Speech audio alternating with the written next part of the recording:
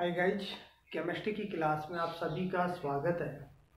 हम पढ़ रहे हैं 11th क्लास की first unit some fundamental concept of chemistry.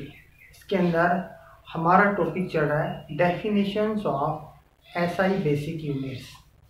Definitions of SI basic units, SI मूल मात्रकों की परिभाषाएं। देखो, टॉपिक है definitions of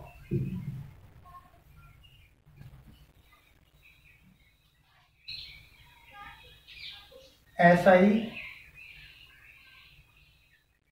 basic units, SI मूल मात्रकों की परिभाषा है। एसआई मूल मात्रकों की परिभाषा है। देखो, एसआई मूल मात्रकों की परिभाषाओं की यदि हम चर्चा करें तो इसके अंदर सामान्यतः हम इसके अंदर पढ़ चुके हैं, कुछ डेफिनेशंस पढ़ चुके हैं, जैसे समय या सेकंड, उसके बाद में हमने देखा द्रव्यमान या किलोग्राम, उसके बाद में लंबाई या मीटर, और नेक्स्ट हमने चर्चा की थी विद्युत धारा या एम्पियर, और इससे बाद विद्युत धारा या एम्पियर के बाद में ज्योति तीव्रता या कैंडेला। ठीक है, आज हम चर्चा करेंगे नंबर 1 ऊष्मागतिक ताप या केल्विन की चर्चा करेंगे, और पदार्थ की मात्रा या मोल की चर्चा करेंगे। ठीक है, इसके अंदर आज हमारा टॉपिक चलेगा। इसके अंदर परिभाषा हम देखेंगे ऊष्मागतिक ताप या केल्विन। नंबर 6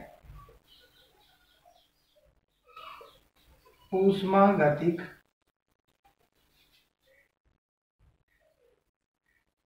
ताप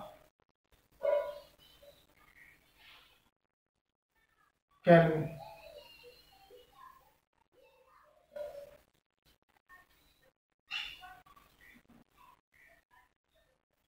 ऊष्मागतिक ताप केल्विन। देखो,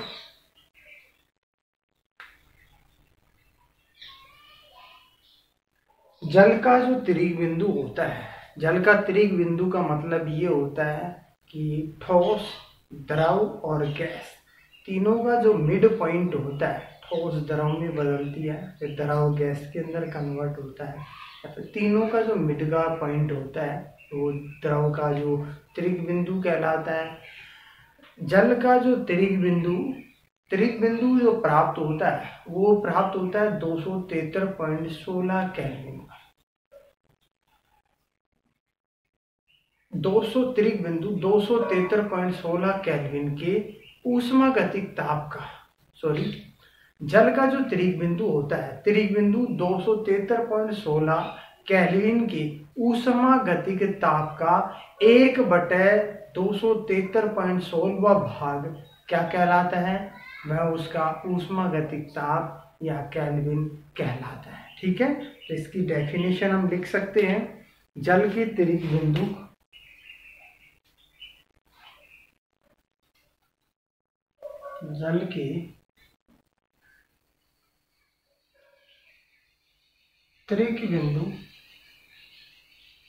जल के त्रिक बिंदु 273.16 केल्विन, जल के त्रिक बिंदु 273.16 केल्विन के ऊष्मागतिक ताप का ऊष्मागतिक ताप का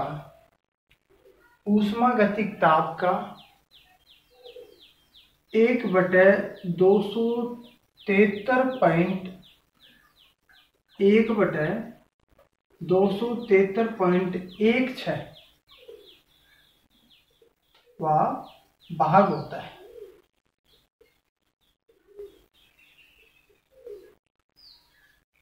ऊष्मागतिक ताप।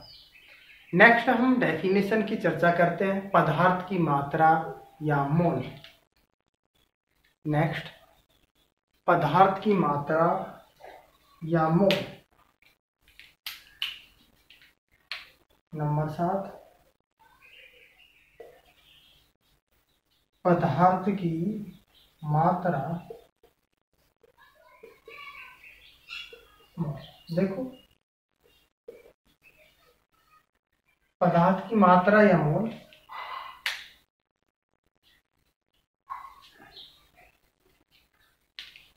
किसी पदार्थ की वह मात्रा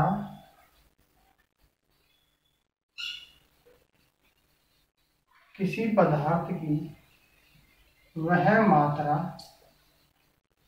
जिसमें किसी पदार्थ की वह मात्रा जिसमें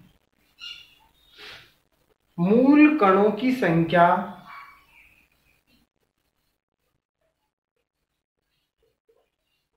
कणों की संख्या 0.012 किलोग्राम कार्बन 12 में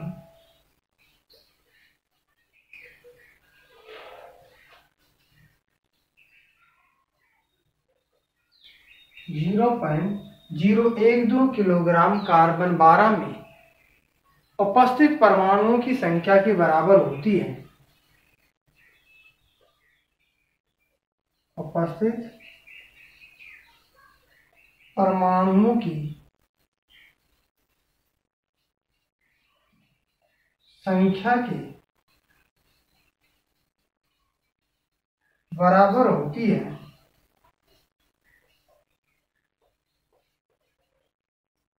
परमाणुओं की संख्या के बराबर होती है क्या कहलाती है? पदार्थ की मात्रा या मोल कहलाती है। ये जो पदार्थ की मात्रा या मोल होते हैं, पदार्थ के जो मूल कण होते हैं, परमाणु भी हो सकते हैं, अणु भी हो सकते हैं, आयन भी हो सकते हैं, या अन्य कोई कण हो सकता है इसके अंदर। ठीक है, तो हम ये लिख सकते हैं मूल कण परमाणु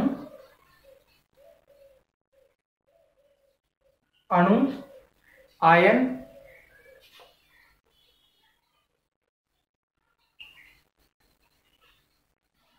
इलेक्ट्रॉन या अन्य कण हो सकते हैं।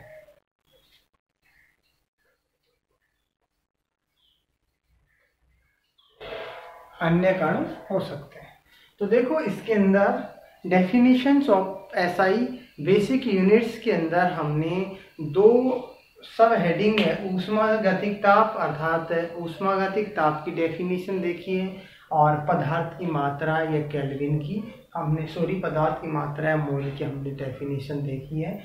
इसकी ऊष्मागतिक ताप जल के त्रिक बिंदु 273.16 केल्विन की ऊष्मागतिक ताप है 1/273.16 व भाग क्या होता है? ऊष्मागतिक ताप कहलाता है। नेक्स्ट, पदार्थ की मात्रा मोल किसी पदार्थ की वह मात्रा जिसमें मूल कणों की संख्या 0.012 किलोग्राम कार्बन 12 में उपस्थित परमाणु की संख्या के बराबर होती है क्या कहलाती है? उस पदार्थ की मात्रा मोल कहलाती है। ये जो मूल कण होते हैं वो परमाणु भी हो सकते हैं, अणु भी हो सकते हैं, आयन भी हो सकते हैं, इलेक्ट्रॉन भी हो सकते हैं, या फिर अन्य कोई कण उपस्थित हो सकते हैं। ठीक है, तो दो प्रकार की हमने यहाँ पर डेफिनेशन की चर्चा की है। तो ये कुल मिलाकर हमने 3 पार्ट्स के अंदर इनको डिवाइड किया है डेफिनेशंस को। तीनों पार्ट्स के अंदर हम टोटल डेफिनेशन की चर्चा कर चुके हैं इसके अंदर कि मूल मात्रकों की जो परिभाषाएं होती हैं वो कौन कौन सी होती है। ठीक है,